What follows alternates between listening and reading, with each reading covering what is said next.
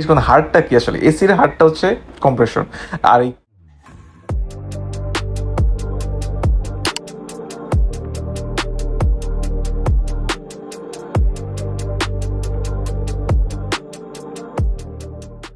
আসসালামু আলাইকুম, আমি চয়ন। গাড়ির মালিক ফোন দিয়ে বলতেছে, ভাই এসি ঠান্ডা করতেছে না, কি সমস্যা এসির বলেন তো।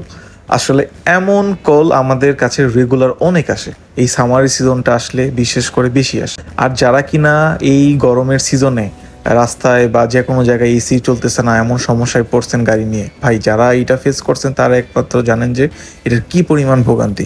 যাই হোক, আজকে আসলে দেখাবো আসলে কেন এই এসির সমস্যাটা হয় এবং এসির কোন কম্পোনেন্টসগুলোর কারণে আসলে আমরা মূলত এই ভোগান্তির শিকারটা হয়ে থাকি। যখনই আমাদের কাছে কেউ তার এসির সমস্যা নিয়ে গাড়িটা নিয়ে আসে আমাদের ওয়ার্কশপে, প্রথমত আমরা যে কাজটা করি সেটা হচ্ছে এসির গ্যাসের যে প্রেশারটা সেটা চেক করি। কারণ অনেক ক্ষেত্রে এসির গ্যাসের প্রেশার যদি ঠিক না থাকে, মানে এসির গ্যাসের প্রেশার কমে যায়, সেক্ষেত্রে দেখা যায় কুলিং কম হচ্ছে অথবা কুলিং একবারে বন্ধ হয়ে যায়। কিন্তু যখনই আমরা দেখি যে এসির গ্যাসের প্রেশার ঠিক আছে কিন্তু তবু কুলিং কম হচ্ছে বা বন্ধ হয়ে গেছে, মানে এখন তাহলে সমস্যা কি? তখন আমরা আমাদের টেকনিশিয়ানদের বলি যে তাহলে এবার তুমি হার্ট চেক করো এসির। কারণ হার্টটা কি আসলে? এসির হার্টটা হচ্ছে কম্প্রেসর। আর এই কম্প্রেসর যখন ড্যামেজড হয়ে যায়, এটার সাথে রিলেটেড আরও যে কয়েকটা পার্টস রয়েছে সেটাও নষ্ট করে ফেলে। তো সেই জন্য আমরা অনেক ক্ষেত্রে যে কন্ডেন্সর আছে সেটা রিপ্লেস করি এবং এসি লাইনটা যেটা রয়েছে সেটা ম্যানুয়ালি ক্লিন করে ফেলি। এইটার কারণ হচ্ছে কারণ এসির কম্প্রেসর যখন নষ্ট হয় তখন এটা কালি ছেড়ে দেয়, আর এই কালিটা পুরো এসি সিস্টেমে ছড়িয়ে পড়ে। তো কন্ডেন্সরটা আমরা কোনোভাবেই রিপেয়ার করানো সাজেস্ট করি না, কারণ কন্ডেন্সর যদি রিপেয়ার করানো হয় তাহলে সেক্ষেত্রে এক্সপেক্টেড যে কুলিংটা আশা করতেছি সেটা আসলে আমরা কোনোভাবেই পাবো না। তো কম্প্রেসরটা শুধু বলি রিকন্ডিশন লাগাইতে এবং কন্ডেন্সরটা একদম ব্র্যান্ড নিউ লাগানোর জন্য। যেহেতু কম্প্রেসরটা আমরা রিকন্ডিশন লাগিয়েছি, সেক্ষেত্রে আমরা ভালো করে এটা চেক করি এটার ভিতরে যে কম্প্রেসর অয়েলটা আছে সেটা ঠিক আছে কিনা এবং কোনো ধরনের কালি ছেড়ে দিয়েছে কিনা কম্প্রেসরের ভিতরে।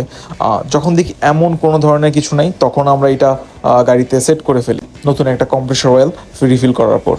যখন এই এসির পার্টসগুলো আমাদের এক্সপার্টরা একদম নতুন করে আবার ইনস্টল করে ফেলে, তখন আমরা পুনরায় আবার চেক করি এসির গ্যাসের প্রেশারটা এখন কেমন। কারণ অনেক ক্ষেত্রে দেখা যায় যেহেতু নতুন কিছু পার্টস লাগানো হয়েছে, সেক্ষেত্রে লিকেজ থেকে যাওয়ার একটা সম্ভাবনা থেকেই যায়। যখন আমরা দেখি যে না, সব কিছু ঠিকঠাক আছে, কোনো লিক নেই, তখন আমরা শুরু করি এসির পারফরমেন্স টেস্ট। যেহেতু আমরা এই এসির কাজগুলো আমাদের অভিজ্ঞ টেকনিশিয়ানের মাধ্যমে করে থাকি এবং খুব ভালো কোয়ালিটির পার্টস আমরা প্রোভাইড করার চেষ্টা করি, তাই আমরা যখন পারফরমেন্স টেস্টে যাই, মানে আলহামদুলিল্লাহ এত ভালো পারফরমেন্স টেস্ট আসে।